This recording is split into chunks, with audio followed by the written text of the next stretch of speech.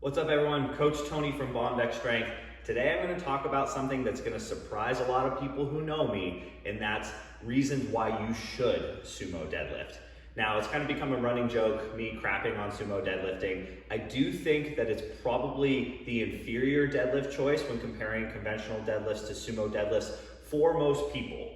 However, there is a small group of lifters who I think that sumo deadlifting is the better choice, and today I'm going to kind of talk about how to figure out if it is the best choice for you.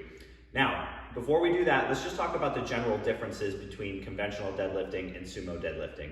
The biggest difference, the most obvious difference, is the stance. So conventional deadlifts, we're going to stand with our feet narrow and our hands outside our legs, and then a sumo deadlift, we're going to stand wider with our hands inside our legs. That's the most basic difference. Now, a lot of people may look at the sumo deadlift and say, okay, I'm reducing the range of motion by quite a bit. Let me do that so I can lift more weight.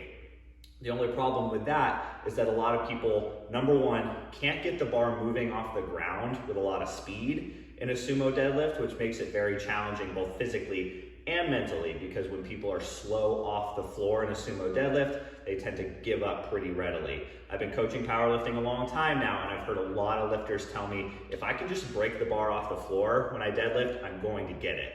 And that alone makes conventional probably a better option for a lot of people, because that extra speed off the floor, that force production into the ground with that narrow stance generates a lot more speed. So of course, that's going to make people feel better. Also, a lot of people tend to have poor hip anatomy, poor hip structure inside the joints and the bones of the hip to be able to sumo deadlift effectively. And that's a lot of what this conversation is going to be about.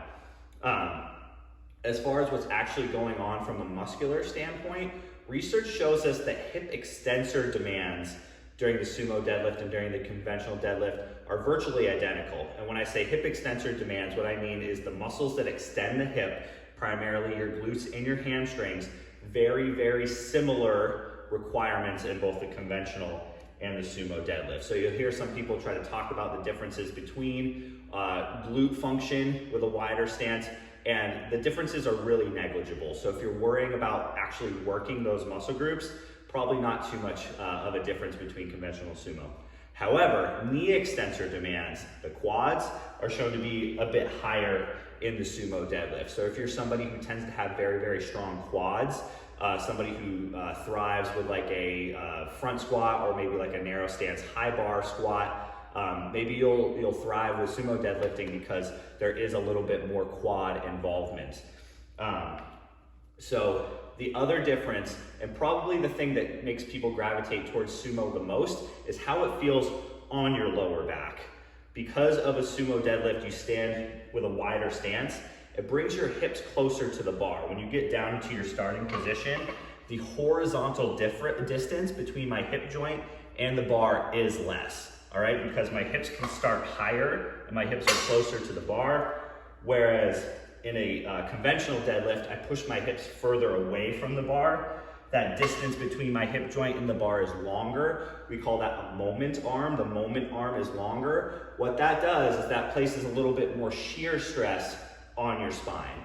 So more often than not, we find people switching from a conventional deadlift to a sumo deadlift to make their back feel better. And that, I think, is a worthwhile trade-off. If you're experiencing a lot of back discomfort, even back pain, when you conventional deadlift, and switching to a sumo deadlift relieves that immediately, it lets you deadlift pain-free, that's obviously a fantastic choice. And like I said, more often than not, we find our lifters making that change to sumo because of a back situation.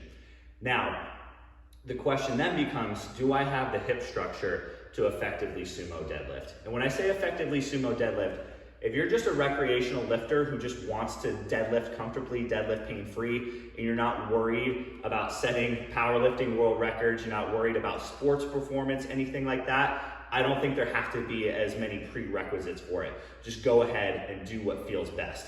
However, if you're really trying to figure out what's going to be the best for you as a competitive powerlifter to make you lift as much weight as possible and have a long, relatively pain-free powerlifting career, I think there are two things that you should check on to make sure that sumo deadlifting is right for you. The first of which is checking your hip external rotation, and the next is checking your hip abduction, your ability to abduct your hip, move your hip out this way, which also comes down to mobility or length in your adductors, your inner thigh muscles.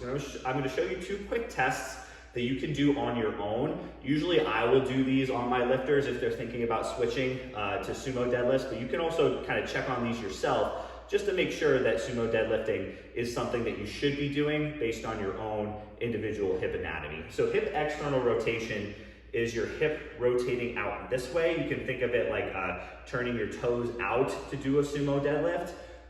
But this, I think, is best checked in a position of hip flexion, so your leg up like this, because ultimately, when you get down into a sumo deadlift position, you have to keep your hips externally rotated as you drop your hips down into a flexed position. And there's a lot of difference between externally rotating your hip with your leg straight versus externally rotating your hip with your hip bent. So all you need here is something high to sit on, something that has your feet dangle off the ground, which for a short person like me is not too hard. But you just hang your legs off the end of a bench, a box, something like this. Put your hands down on the bench to help kind of hold your torso tall, similar to what you would be in a sumo deadlift. And then without hiking your hip up, you just move your foot towards the opposite knee to see how much external rotation you can go through. And if you have, I would say more than 45 degrees or so, so if this is 0 and halfway to having your leg parallel to the ground is 45 degrees, that's generally about what I look for somebody to be a good candidate for a sumo deadlift. So you can see on this side, I have a good amount of hip external rotation, probably okay to sumo deadlift. I do the same thing on the other side, and this hip doesn't have quite as much. I'm an N=1, but as you can see, I just have a pretty big difference side to side with hip external rotation. If I tried to do a lot of sumo deadlifting, I might find I'm gonna beat up this left side, whether it's my hip, whether it's my knee, whether it's my lower back. I don't necessarily have the right hip structure on my left side to do a lot of sumo deadlifting, and I'm not a sumo deadlifter. It's never felt great for me. So sometimes your body just knows that, and you give it a try and it doesn't feel great, or you can kind of check that box and look at your actual hip anatomy and your mobility. If you find that you don't really pass this test, you can certainly try to work on it. You can do some stretching, you can do some soft tissue work, you can do some mobility drills to see if it improves over time. But if it's a drastic difference, like what you see with me, it may just not be worth your time to try to get to the point where you can sumo deadlift. It may just not be the best use of your time if you're already successfully conventional deadlifting. The other thing I would look at, we talked about hip abduction, so I'm just gonna roll this out of the way so you can see. I like to do what looks like just a typical adductor mobility drill, so a split stance adductor rock back drill, where I just get on all fours, I kick one leg out to the side, and I keep this foot flat, I keep this knee straight, and all I'm gonna do here is I'm just gonna push my body back to see how far back I can get without bending this knee and keeping my back flat. This is a really good way to check, do I have enough length in my adductors and the muscles of my inner thigh to get into a good sumo deadlift position? And the reason why this is important, this checks to see if you can keep your lower back in a good position while out in that wide stance. If you're somebody who's saying, okay, conventional deadlifts hurt my back, let me try sumo deadlifting, you better check and make sure that you have enough length in those adductors to actually keep your back in a good position. Otherwise, you're not accomplishing what you're trying to do by changing your deadlift variation to spare your lower back. And it's important to look at this one from the side because this is going to give us a good look at our lower back position. So when I'm on all fours here, I can keep a very good neutral lower back position. So I'm not too arched, I'm not too rounded, I just stay right in the middle. If I kick out into that position, that wide stance that I would have when I sumo deadlift, I hopefully would be able to rock all the way back and be able to put my butt almost on my calf without getting into this flexed over position. That's really what we're looking for.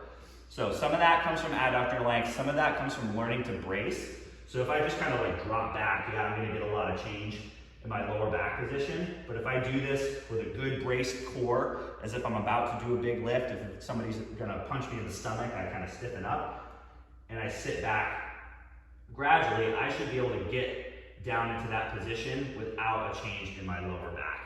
Now, if you're doing that, if you get into that position and you're finding you can't do that without bending your knee, or you can't do that without your hips really, really tucking under, then perhaps you don't have the adductor length, so not the rotational hip mobility, but the side-to-side hip mobility to effectively sumo deadlift. So, if you're thinking about changing from a conventional deadlift to a sumo deadlift, it might be a good idea, but I think it's a great idea to kind of check yourself with that hip external rotation test and that hip abduction test, just to make sure that you have the right hip structure to effectively sumo deadlift. If you don't, you're probably going to want to keep chipping away at becoming a better conventional deadlifter, because chances are you have the right hip structure to be able to do that. There are far fewer requirements to effectively conventional deadlift than sumo deadlift.